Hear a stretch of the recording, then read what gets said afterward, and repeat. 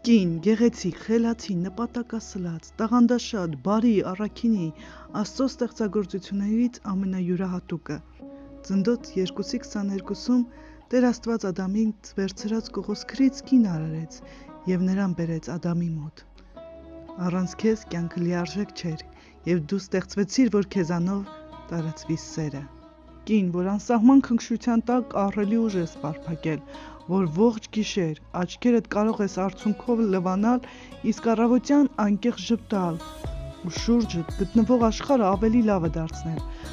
որ ապրածը ցավը դարձնում ես իմաստություն և երջանկություն ես կառուցում երջանկացնելով։ Կին,